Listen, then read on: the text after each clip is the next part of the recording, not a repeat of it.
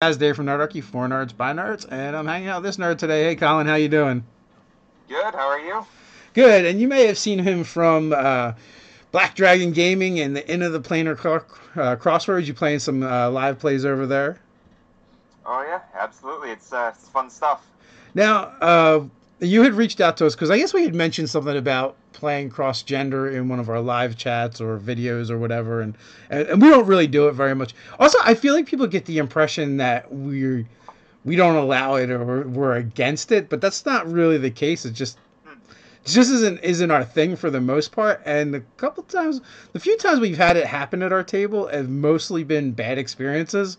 Uh, Except for like one of my current players, she's playing a male goblin, and but even then, like even in the role playing of that character, like there's nothing that seems overly masculine or male about the role play. So it's just Nicole playing a kind of playing a goblin, and the goblins do what they do, Hmm. and and every once in a while, like someone will accidentally go to call her character she, and it's like no, he's a he, and because the two goblins. I don't know if they're just friends or brothers, but yeah. So, but for the most part, so like that one's been like a kind of a neutral experience, not good or bad. It's just is.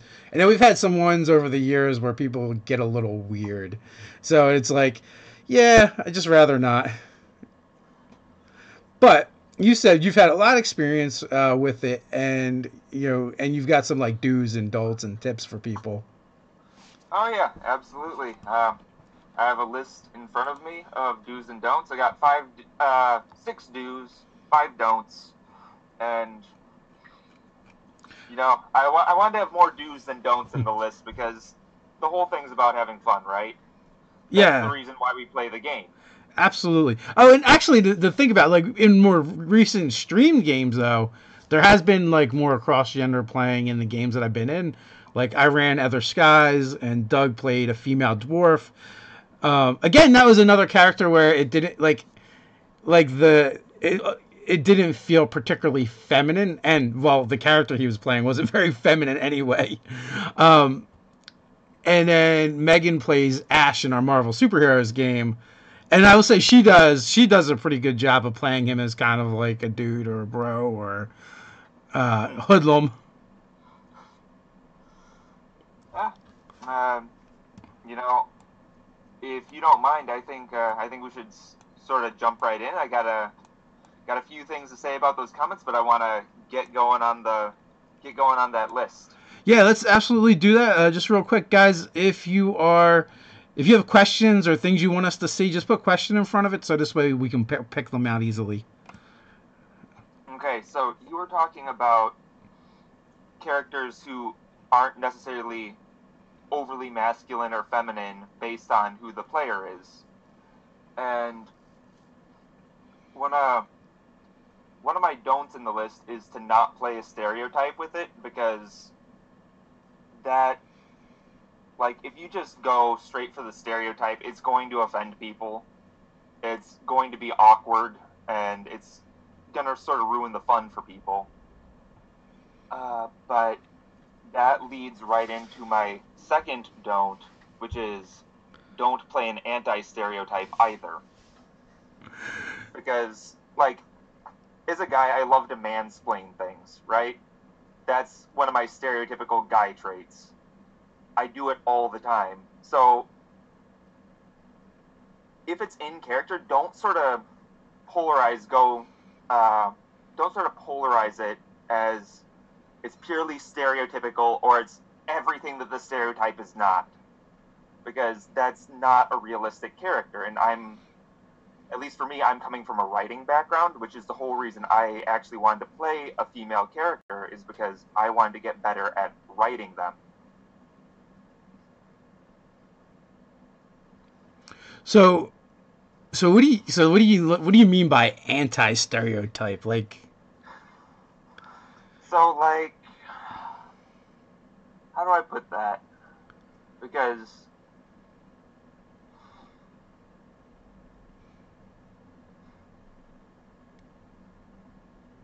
so I mean, like going so over the top in the other direction. Yeah, that's exactly what I'm saying. It's just trying to find a way to word that and explain an anti-stereotype was the best I could come up with. Yeah, so I guess a lot of times we talk about tropes and cliches kind of being fun, but I guess this is one of those instances where it really doesn't work too good because, like you said, you're more than likely you're going to offend someone, or what, Yeah. or something along those lines. So what are the rest of your do's and don'ts? All right. So switching over to the do side of the list, probably the first thing is to research the role and ask people. Ask if you're gonna play a girl. Ask some women in your life, what it's like to be a woman. What are some things they experience that guys don't? And if you're playing a guy, just talk to a guy in your life and ask him, what are some things that he experiences that would be probably different from your experience. And that way you can it gives you an idea of how the world will influence the character. And, I find that you can make more dynamic, realistic characters that way. Now, kind of like deviating a little bit. I was kind of like thinking about the topic a little bit before we got started this morning, and what it means to different people. I actually just recently saw like a thread in Facebook where one of the ladies in the group was like, you wanted to know if other women, will play male characters like almost as a self-defense mechanism to circumnavigate some of the douchey things that have happened to their characters in the past for being a woman. So it got me thinking, and I always hear when I hear these stories, I'm like, man, friggin', what the frig is wrong with people? And why can't these poor folks find normal people to play the game with? Yeah, absolutely. So what has been your experience with playing cross gender at the table, or others playing it?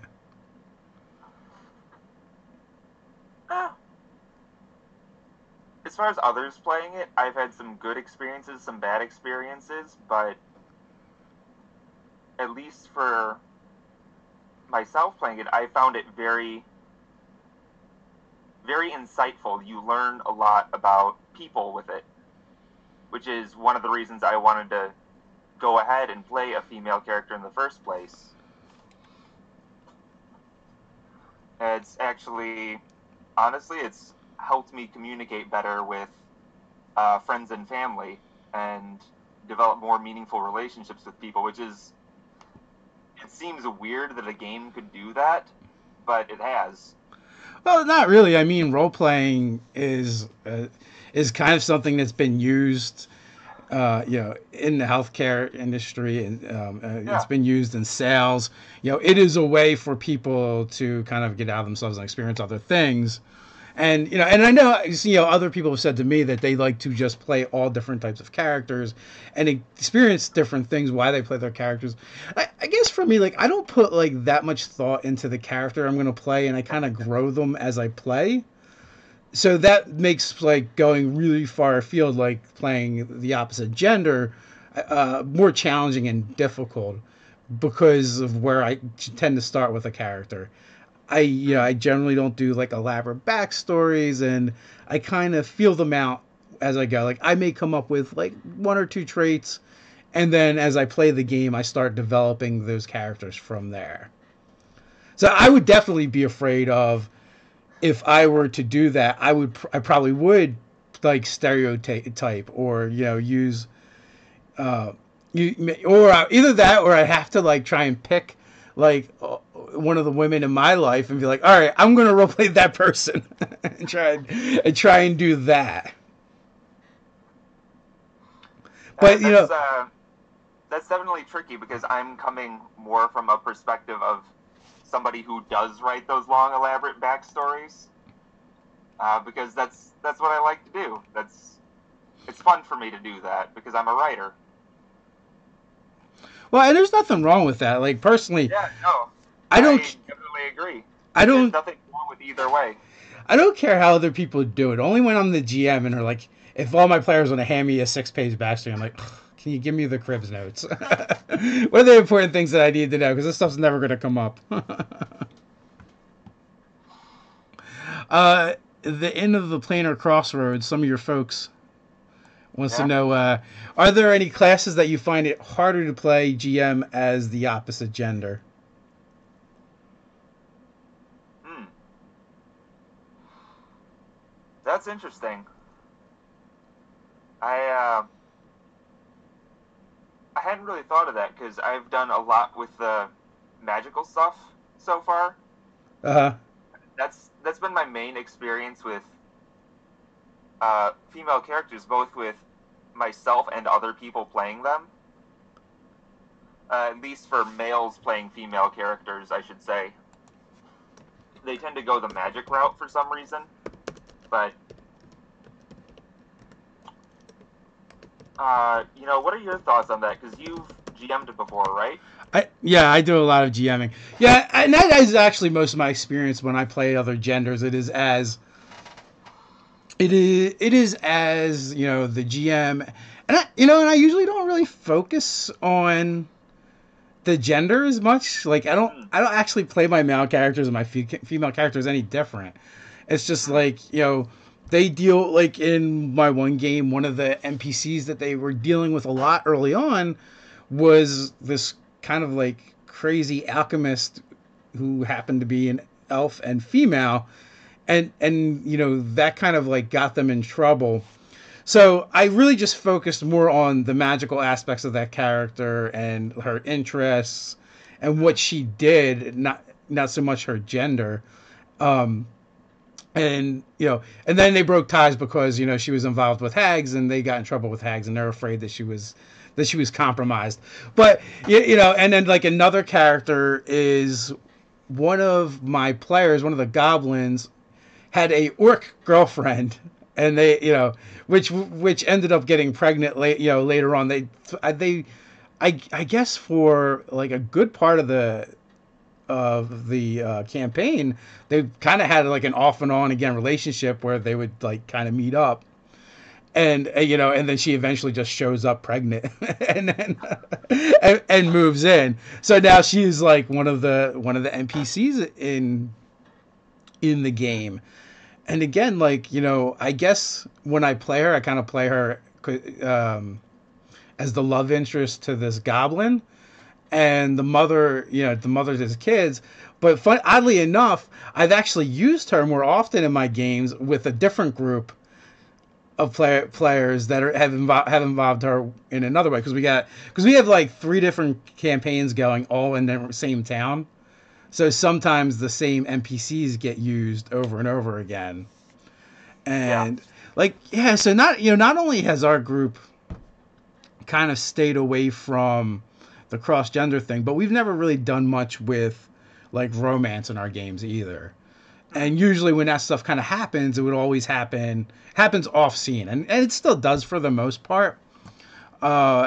In my more recent games, it's been coming up a lot more, only because like in the one game, the one goblins like made a comment about one of the orc women. So like that kind of progressed throughout the game, but mostly all of that was through the player and his commentary. It wasn't until later that I said, it would be a fun twist, since he's been going with that for a while. Why not have her show up and be pregnant? Because I just thought it'd be funny for her to have a litter of gorks. Um, so we started doing that, and then the one game that I run, the other game I run, those characters, one of them is already married, in the start of the game. So there was already that dynamic there, and then you know one of the other characters kind of started hanging out with our like man at arms in that town. So that kind of started like developing as well. And since she started showing a lot of interest in him, I decided, well, he might take that as she was romantically interested. So that kind of like progressed. So it's been kind of fun to experiment and add a bit more of that into the game, and to have players that are mature enough where we can kind of experiment with this stuff. Like I've said before, like early on in my D&D experience and gaming experience was if any romance was added into the game, it was obviously a trap. so so for it's taking me like a decade and a half to get over this. I have some trust issues. Yeah. Going back to what you said is that it's good to have players or a group that is mature enough to handle something like that, which leads me to one don't and one do in the list, which is don't force it on your GM or group, because if you try to, you're just going to have a bad time. It's not going to work out. If it's not a group that can handle that, don't do it. If they don't want to do it, don't do it.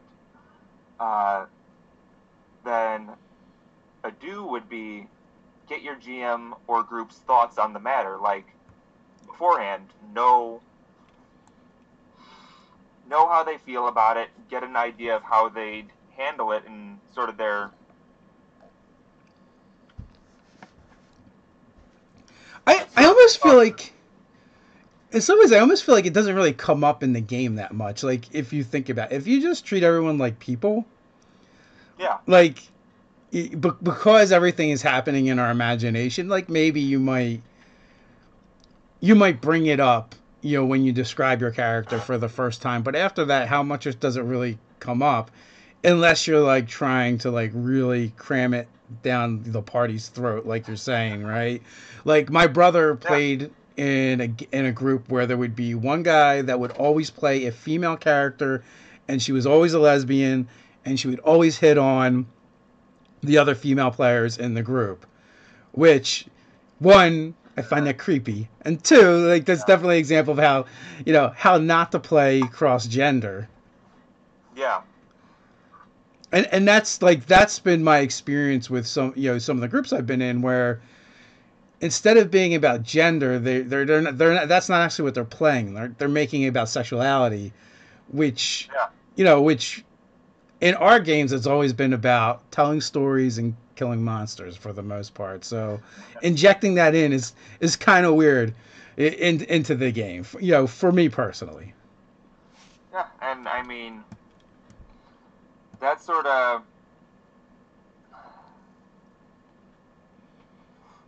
how do I put this? That's a really good way to think about it, is that it's about storytelling. It's not about the sexuality, or you even mentioned that if you treat people like people, the gender's not going to come up that much. So it's more so a matter of, I guess, character, who the character is, how they feel, how maybe somewhere in their backstory they've been mistreated or something like that, or treated overly well. So it's all about what worlds you put it in, which is another important part of it.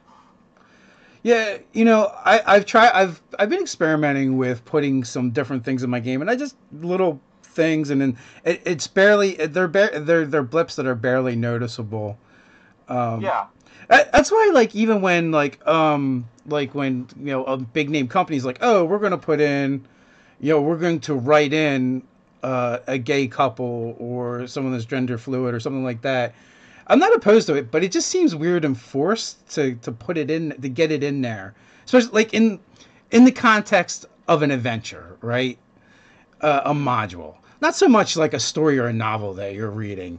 Now, in my Other Skies game, when they very first started, there was an NPC with them, and it was the mentor to one of the player characters in the game, and he perishes. Well, when he perishes, his dying words were for his pupil to give his regards and his love to his spouse, his lover, and he gave a final message for him to give to his husband, right? So like that organically just kind of happened in the game, and he introduced the idea of, well, here was the character and he was married to another man, so and they were elves, right? So but it wasn't a big deal, it was just a quick blip, and then the character would role play with the other character. So like I like putting stuff like that in there, but like to write it in a bigger adventure just seems like weird. And that's I kind of feel the same way when people do certain things in the game when you get to the cross gender, how I've experienced it with, like, oh, I'm going to play a female character and she's a dominatrix. I'm like, okay, well, now you just made it weird. So Yeah. um Planar Crossroads had another question about race and playing, race and gender. So, and that's interesting because that was actually something else I had uh, real quick, Evelyn. We're talking about playing cross gender, where like if you're a male player playing a female character or a female character playing a male character is kind of loosely what we're talking about here. But yeah, so the in a planar crossroads, what effect does race, gender you're playing have to do with RP and the character? And that's also really weird because like you're getting into like different cultures, so Yeah. you have to like kind of like dissect and decipher what it means not only to play the opposite sex, but also to or the opposite gender, but also to play another culture as well. And that's what it comes down to. What are the cultural roles of the different genders in a fantasy world? Yeah. Or are they there? That's another question, because this is a fantasy world. It could be whatever you want. So that's another reason I think you should talk to the GM about the world beforehand, because maybe they don't have different gender roles in with certain races, or maybe they do. It's sort of dependent on the world that it's put in. So Gwen has a question. If I always play as a lesbian character who hits on other female characters, but I'm a female in real life, is that creepy? It is if you're crossing the boundaries that are acceptable for those people. Your actual gender doesn't actually matter in this instance. It's just what your table is agreed on, and what your game is about. Like in our game, it probably would be kind of weird because we don't really address romance that much in the game. So it would be kind of out of context of what our group does. But if your group is doing that already, then it might not matter. Again, some of that stuff is just like session zero stuff of what is acceptable at your table. And, you might want to have a discussion with those people at the table before you start doing something like that. Because what if, if you're doing that and you're hitting on the female players at the table and they're not gay, and that may make them uncomfortable. And even if they are gay, it might make them uncomfortable if you're giving them attention that they don't necessarily want. So really, most of this stuff can really just be solved through, just open dialogue and having conversations with the people at your table, and you know, respecting boundaries is what it comes down to. Yeah, definitely. So how we doing on time? I'm trying to decide Oh, we've how. got plenty of time if you want to Okay, dig back into your list. so I can keep ranting if I have to. We can keep going back and forth down these rabbit trails, which is good. That's what I was hoping for. I didn't want to put too much stuff on there that we didn't have time for that. Uh, let's see. I'm doing these sort of out of order of what I wrote them in based on our conversation. So yeah, use definitely you can use aspects of yourself for inspiration, like, and that sort of ties into the whole thing about everyone has some traits that are more masculine or more feminine, regardless of what gender you are. So, like, I think that I have some what would generally be considered stereotypically feminine traits as the dude, but I also have some masculine traits, and I can draw on either of those to help build the character.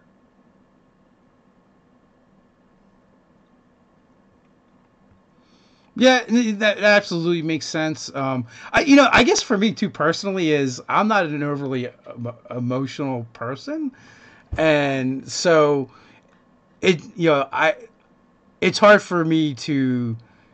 I guess I kind of associate femininity with being more in touch with your feelings, and I am like the opposite of that. So, Elfate brings up another issue is, or not an issue, but another thing is the hardest thing is like for him. He's talked about is staying, using a voice, so you don't talk, so you don't sound like this. That kind of breaks the immersion.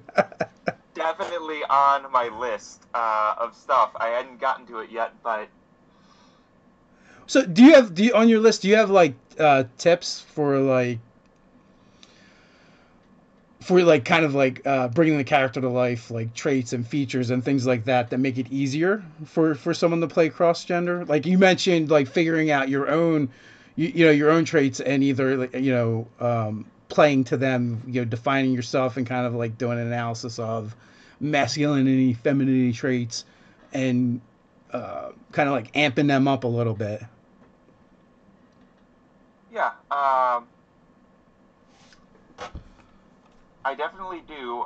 One of them was that, like, you research the role, you ask people, you get their thoughts on the matter, and that, based on what experiences they have in their life, you can use those experiences and figure out, if I had a character with XYZ personality, how would these life events either change that personality or not change it, or basically develop them as a character?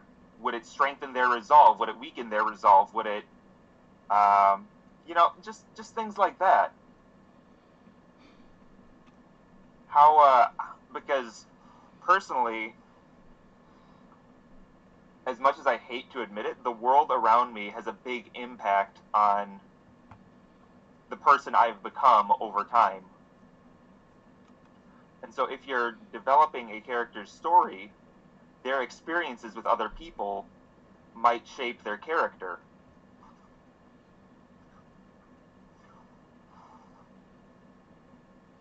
So I'm listening to you and kind of like taking a look at the chat at the same time. Somebody was also asking about voices, and I mentioned that's on my list. So I would say don't do a character voice without getting some level of training or practice with it beforehand. And if your group wants you to do a character voice for immersion purposes, you definitely should go and get that practice. If they don't really care, then just use your own voice. It's sort of dependent on the group. So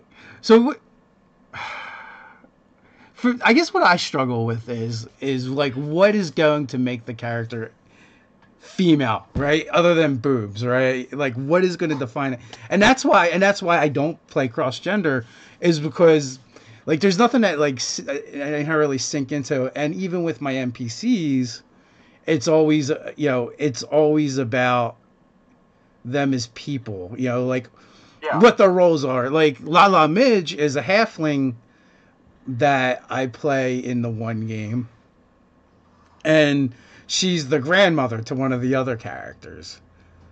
But like I always think in, I guess that's like when I define characters, I don't think in gender per se. I may define her as a grandmother, and then it turns out she also you're right, Friganator, unless it's Dragonborn. and I kind of define her as like, oh well, she's like the grandmother. But then as they dig a little deeper, she also smokes pipe weed with them, and as they dig a little deeper, and we kind of worked it out with one of the other characters that kind of she was in her past, who was an elf. She was actually a rogue, and she was in a thieves guild. And it's not until we were like many sessions into the game that she's always trying to like get her niece to do less dangerous things, or I mean her granddaughter to do less dangerous things. And if she eventually comes to the conclusion that it's not going to happen, and she's like, well, here, and gives her a magic dagger that elongates into a short sword. So like when I define my NPCs, it's like their gender is like, I almost just treat it as like a piece of the description. It's for me, it's like saying they have blonde hair or green eyes. Yeah, and it definitely can be that way depending on the world you put it in. Because especially in a fantasy setting where there's all sorts of magic and all sorts of crazy stuff is always going down, gender roles are probably going to take a back seat.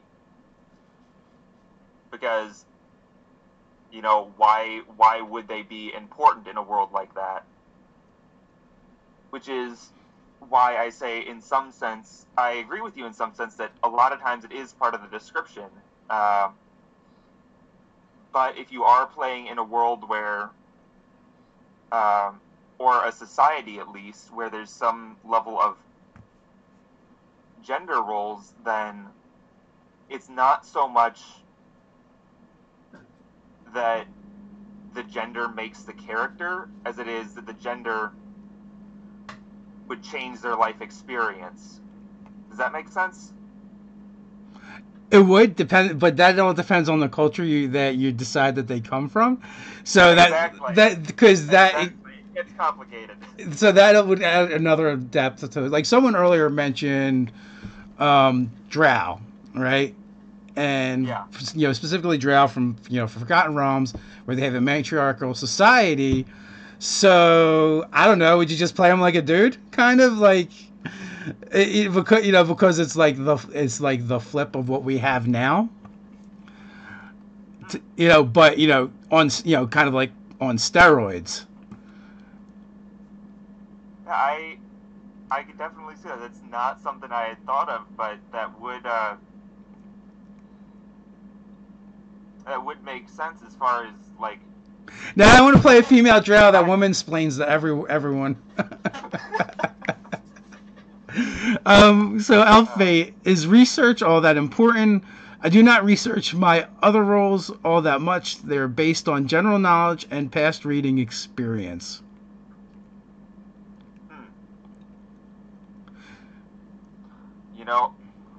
I would say that if you're going to do a cross-gender role, the research is important for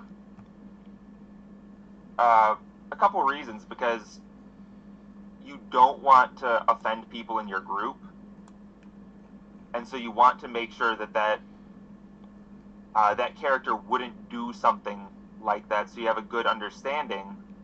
And that sort of goes back to, it does depend on what group you're playing with. Which sort of seems to be the theme that I'm getting out of this conversation, is that the group you're with sort of dictates it. For me, it was important to do a lot of that research, but if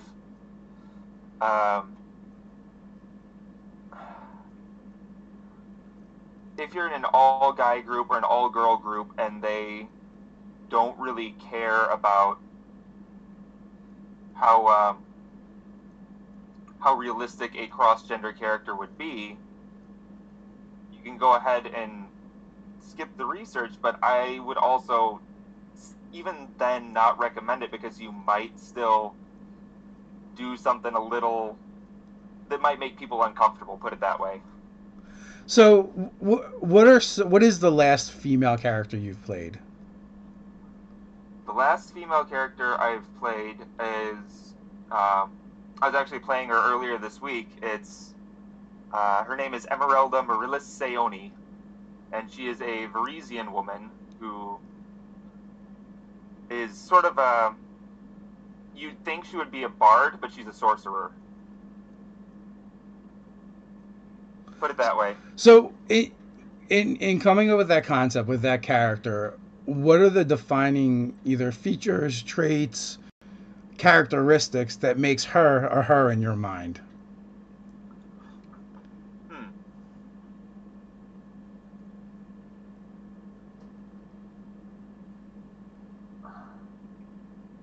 Honestly, it's not a feature or a trait or a characteristic. It's the backstory. It's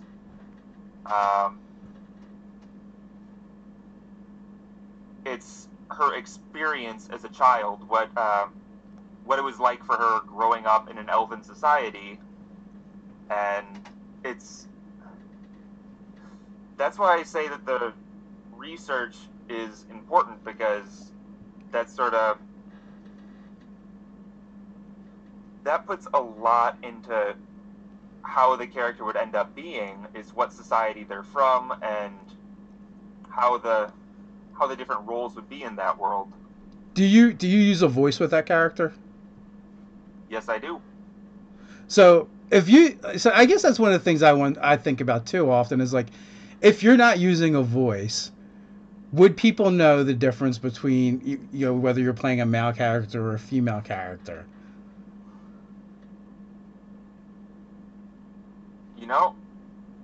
Honestly, because it's much more subtle than overt,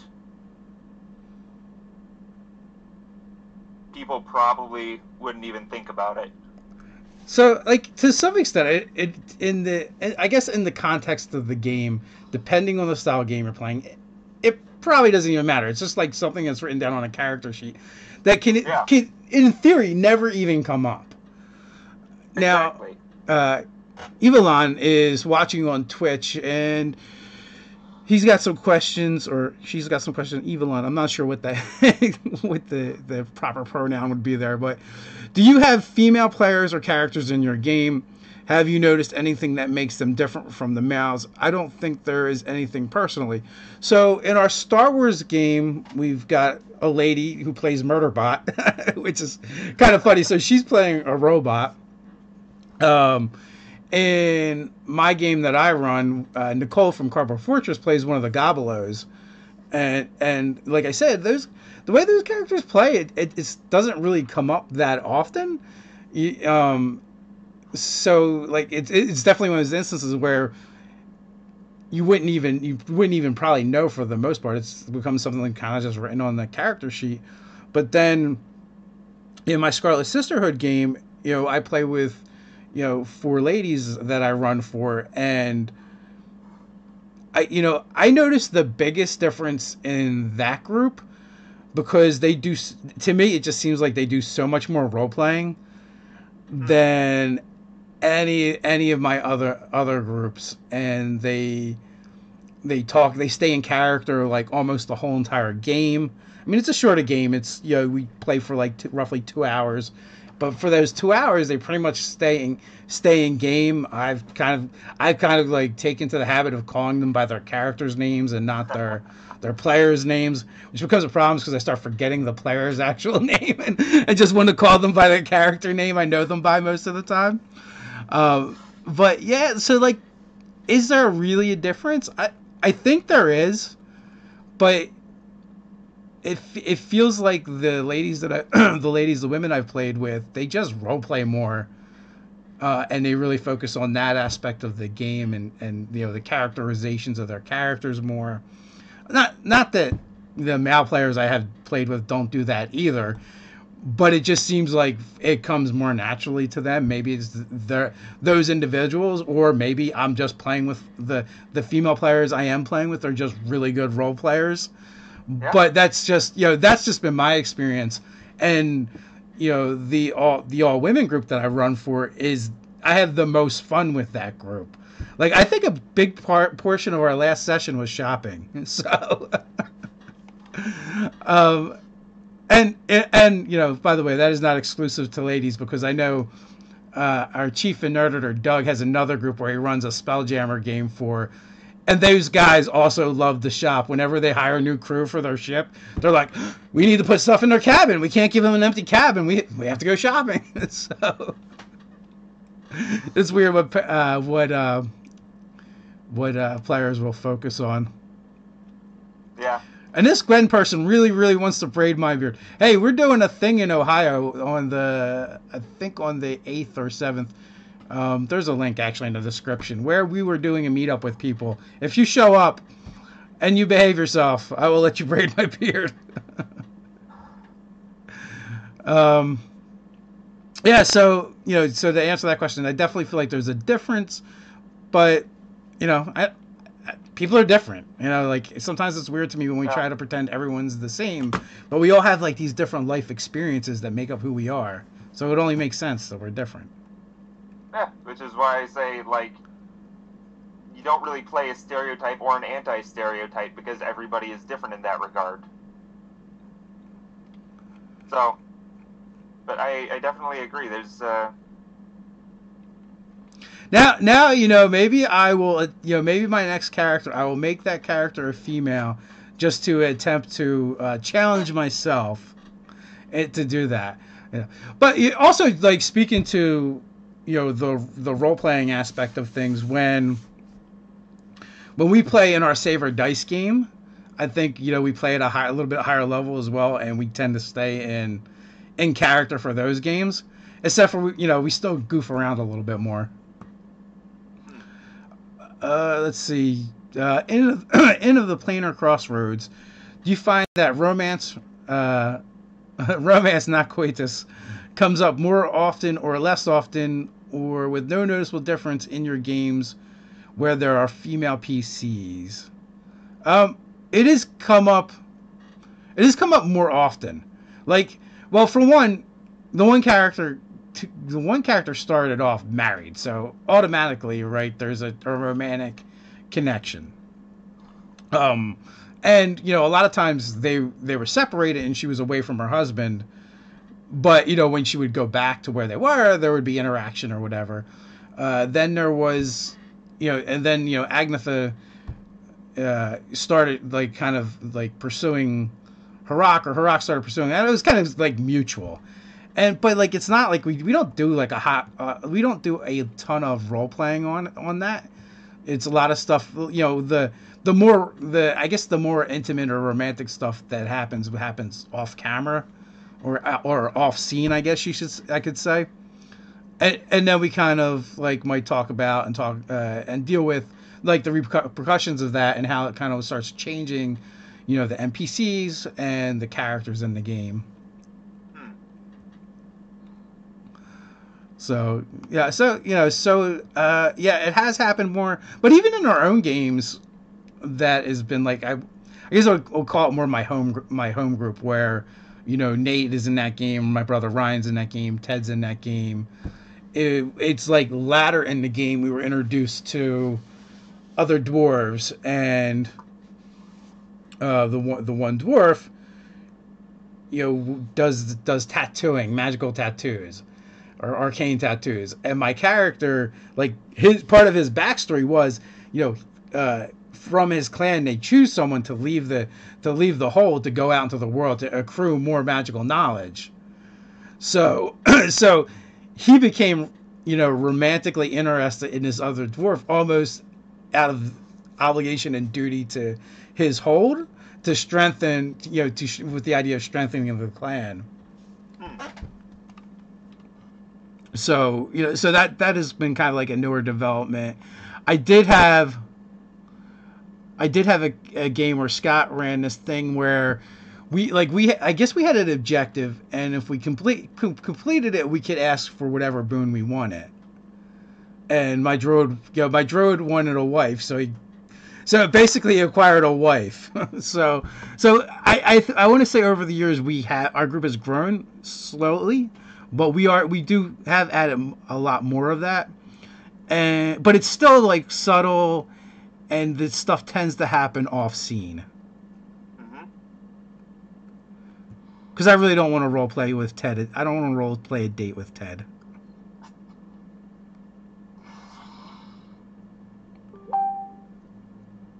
Bing. Yeah, I got something. Now, Infinite Roleplay. Where's the question? Infinite Roleplay. Funnily enough, I've only had romance or courtship come into play during games with my male players that I've run for. And that's been most of our group too, and it does come up, but it's fairly rare. We just rather kill monsters, I think, for the most part. That's funny. Who doesn't want to role play a date with Ted?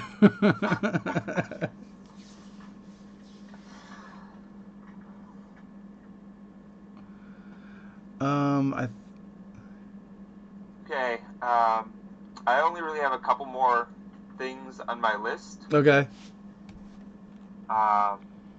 Which I think I've gotten through all the don'ts. I have 2 do's left. I've saved the best for last. Okay. So, I would say one of the big do's is to learn from the experience, which, I mean, that may just be me, because that was why I wanted to play a female character, so that I could become a better writer. Because if you're writing a story, you have to write characters of both genders, and being a dude, I never really had an experience being a female before. So that was a big part of it. And then lastly, and most importantly, have fun. Which are good. Oh my god, this is a gaming den question. Do you want Ted to run into one of Will Jones' sexy NPCs? Who wouldn't want someone to run into one of Will Jones' sexy NPCs? But yeah, that we should make that happen. I think we can make that happen. Anything that makes Ted uncomfortable usually amuses me. I can't help it. I'm kind of a jerk sometimes with my friends. But yeah, he loves the abuse. He wouldn't have stuck around for so long if he didn't.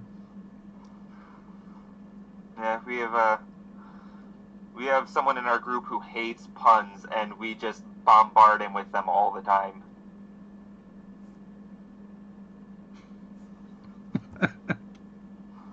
I was laughing at the comments. Fraginator. Fraginator, she probably just does it to mess with you anyway. Infinite roleplay. Well, having someone your characters love in games is a great weakness for evildoers to attack and add to a story, in my opinion. Yes, I agree. I love that from many different angles. Like for months and months, I'd been planning something in one of my games, and it wasn't actually going to be like something an evildoer, enemy, or bad guy even did. Just that the Gobelos from early in the game, they had acquired their both have the entertainer backgrounds in it, and they would perform at a particular tavern.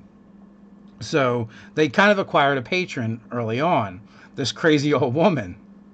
And again, right? See, there's another female NPC that I focused on, and she had lost her kids, her sons, and her husband, and she was a bit crazy. So like that's the kind of stuff that I guess I would focus on, like her loss, her connection to the player characters, and the fact that I liked playing her as a crazy old lady. And so, but it turned out she was a crazy old rich lady who had been dealing with the players, and probably for over a year in the game. I mean, this game has been going on 4 years now, and so possibly even years. But she was an old woman, so I knew that I was going to kill her off at some point and have her die from old age. Just to add a little heroic angst to to the players, and get to do like this cool scenes where it's them kind of like seeing her as she's passing and getting to be there with her, and having a funeral for her and things like that, and then they ended up inheriting her estate. So it was just a cool it's just a cool way to add a change in a game and do things in a game that we haven't done previously, and taking those attachments that have been developing over time, and they got really upset when that happened, which is good because they were able to feel things through their character, and at the end of the day, I guess that's ultimately what we're trying to do. We're trying to tell stories and live in these characters' skins for a little while.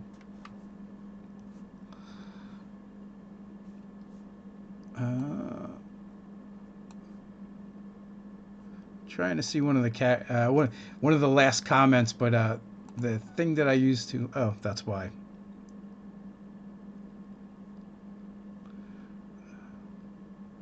So, what are some of the other female characters you've played? Let's see. The other one I've played would be,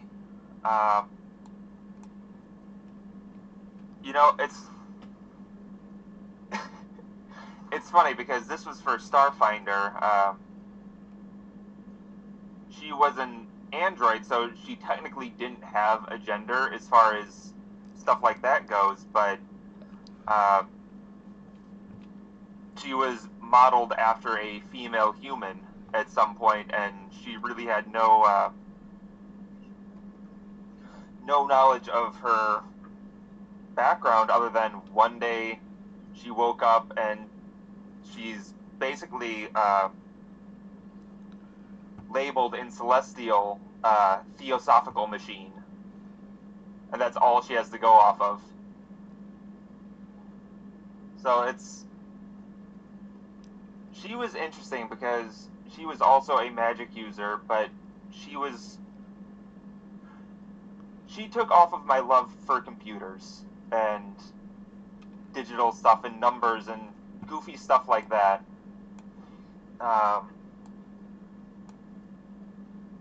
But at the same time, her role wasn't as much influenced by gender as Emmy's role was, because, well, in that particular world, there are definitely more pressing matters than gender identity. Been declared people, and not just machines that could be subservient or slaves. So there's this sort of emancipation, and that was more of played more into her character than any sort of gender stuff did.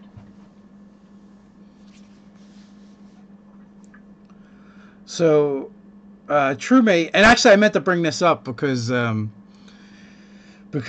Sam is playing not the Brave on Critical Role, which is a halfling girl or woman. Not really sure. Sometimes he plays her like a girl. Sometimes it's a woman. But when you're 3 foot tall, everyone seems younger. Basically, just got in. What do you think about Brian Foster's character Calliope and Sam's Not the Brave? I'm not familiar with the first one, but Not the Brave is funny. And matter of fact, Sam playing Not is like one of my favorite parts, and it was like one of the recent episodes where Not brings flowers to one of the other characters. Aw. I have not seen that, but I really should get on there. Well, we decided to jump on with campaign 2 because it was a good starting point. So I think last night was episode 6. So tonight I'll be watching that. So M1 for SRV, 2 female dwarves have beards. It depends who you ask. I think they should. I don't know why. I like my dwarven women with beards. I know a lot of people don't agree, but it might be the grognard in me, that old school. But hey, Queen, what is it? Queen, what is it? What is the comic? Queen of Rats, Rat Queen. It's a fantasy comic book, and that dwarf has a beard, as it should be. See, for me, it doesn't really matter, but as a big Lord of the Rings fan, I always remember in the extended versions of the movies. I am nerding out here, but there's this comment Gimli makes where he says, people say that there are no female dwarves, but the reality is that they just can't tell us apart because we all have beards. So, Rat Queen, yes, such a good comic. I have not read it, I should say. But oh, that's right. And I'm sorry, I'm jumping all over here, guys. But not brought flowers to butter up. Yeah, Ash's. Damn, I forget. What is it? Yasha. Yeah, Yasha was the female barbarian. So she was less likely to smash her. Absolutely. Bribes work. So that brings us right up on the hour mark, guys. I want to thank you guys for hanging out. Thanks for coming on, Colin. So it's an interesting conversation. Maybe we'll revisit it again in the future. Maybe we could get like a panel on here, and get some ladies involved as well, so we can get some more perspective. But with that, guys, until next time, stay nerdy.